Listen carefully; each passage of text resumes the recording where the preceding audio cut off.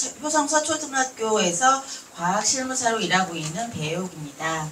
과학실무사 하면 생소하게 생각하시는 분들이 많이 있는데요. 저희는 초등학교 위주로 많이 있고 과학실에 초등학교는 전담 선생님이 없기 때문에 과학실에서 3학년부터 6학년까지 과학 수업을 준비하고 정리하고 그런 업무를 하고 있습니다. 저는 과학실무사로 지금 19년차 일을 하고 있고요.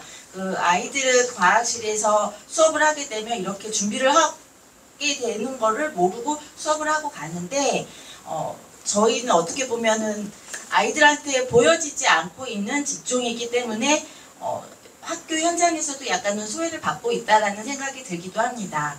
근데 이제 저희가 이제 산업안전보건법과 관련돼서 이야기 드리고 싶은 점은 지금 저희가 이제 슬라이드 여기가 지금 제가 근무하고 있는 학교의 과학실이었습니다. 네, 이번에 리모델링 공사를 하기 전에 과학실 시약장과 폐수 처리함이 있는 곳인데요.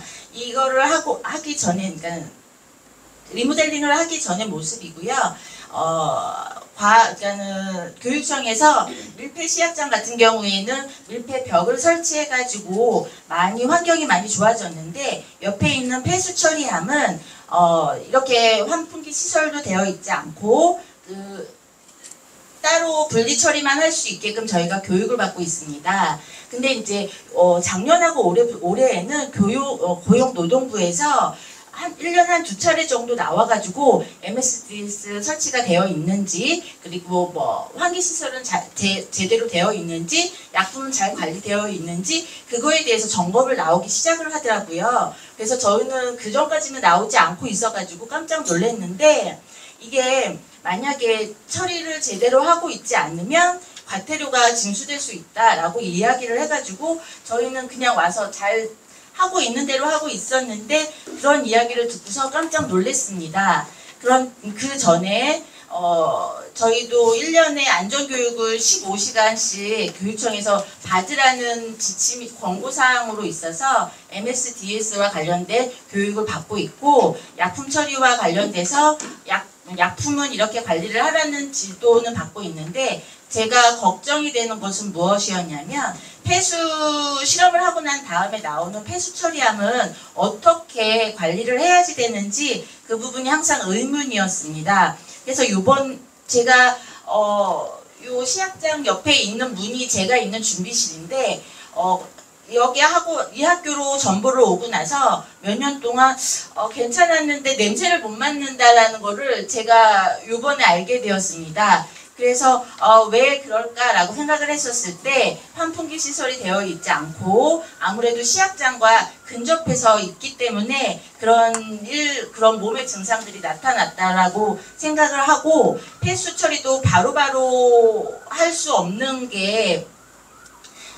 교육과정상 폐수가 나오는 실험이 매월 있을 때도 있고 간격이 있기 때문에 저희도 폐수가 나올 때마다 바로 처리하려고는 하지만 그게 아무래도 모여있는 시기가 있다 보니까 이렇게 준비실에 폐수 처리함이 있을 때 폐수가 모여있는 시간이 있더라고요. 그럴 때 냄새가 많이 나고 그 냄새를 바로 옆에서 있다 보니 몸에 그런 증상이 나타나기 시작했음을 알게 되었습니다.